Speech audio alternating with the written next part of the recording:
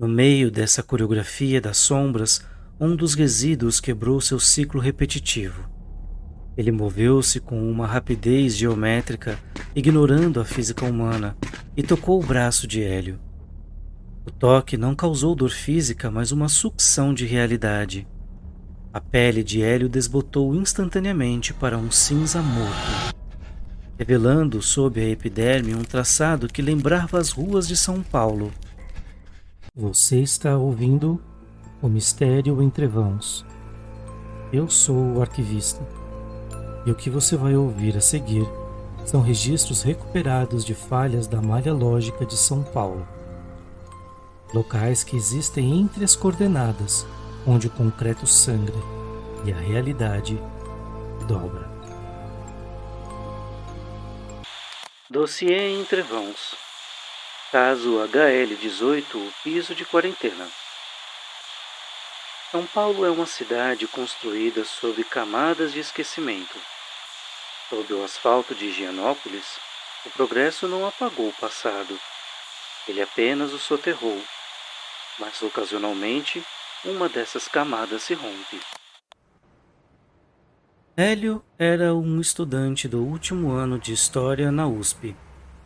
Estava em fase final do seu TCC sobre a gripe espanhola quando encontrou os diários do Dr. Arnaldo Viana. Nos relatos de 1918, o médico descrevia uma anomalia perturbadora.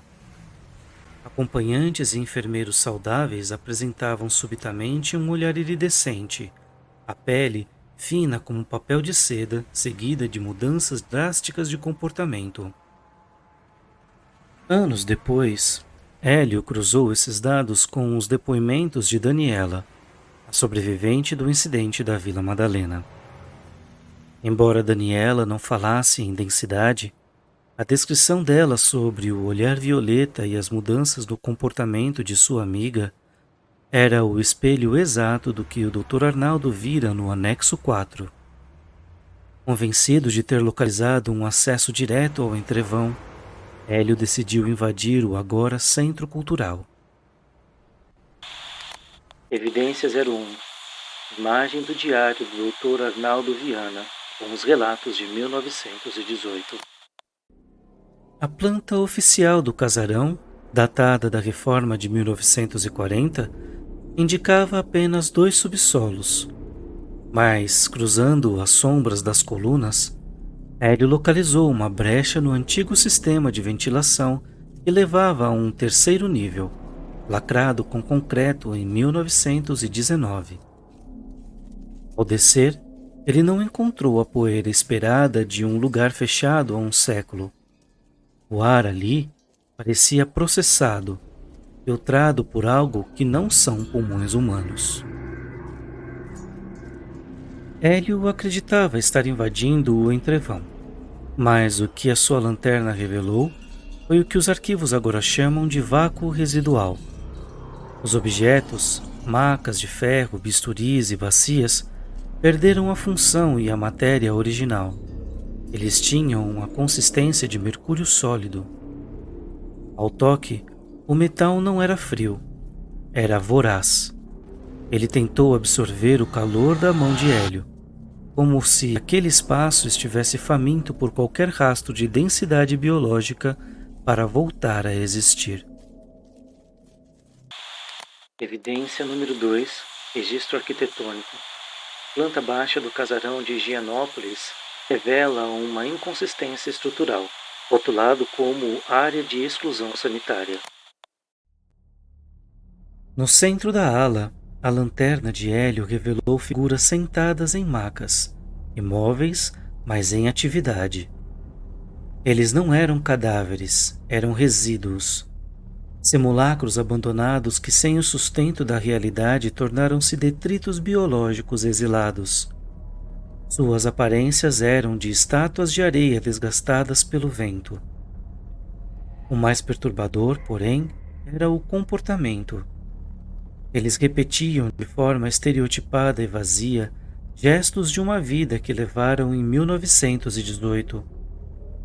Uma enfermeira sem metade do rosto ajustava infinitamente um lençol que já havia apodrecido.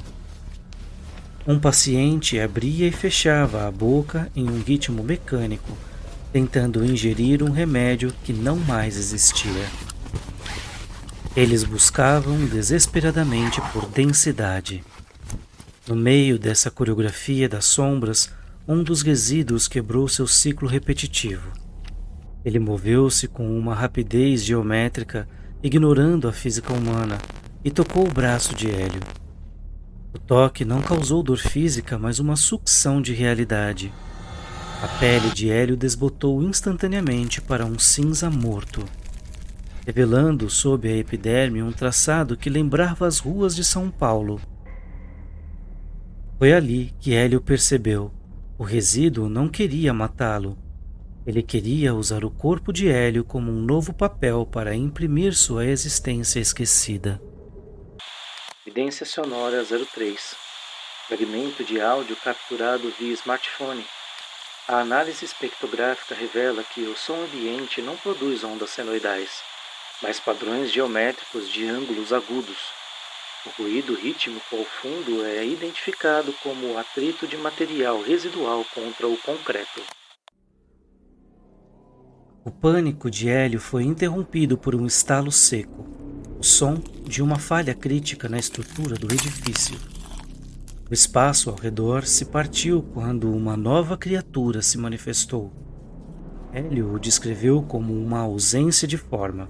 Não era uma criatura biológica, mas uma dobra na luz que se movia como papel sendo rasgado por mãos invisíveis. Um amontoado de planos geométricos que pareciam ter profundidade infinita, mas nenhum volume físico.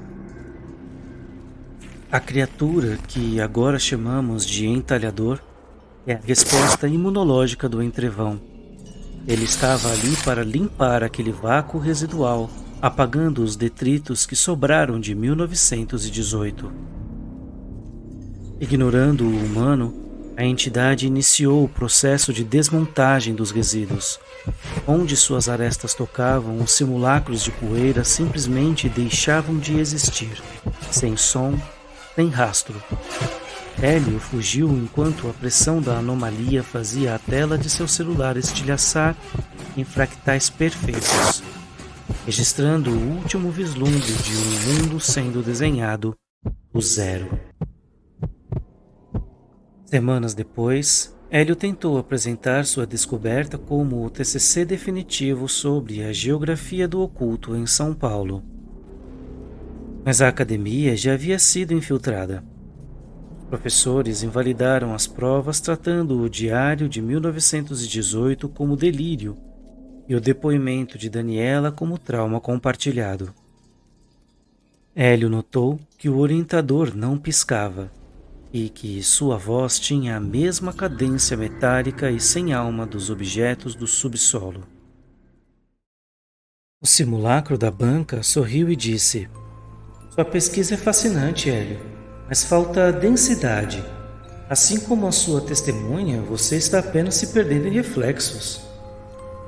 Hoje, Hélio vive no isolamento.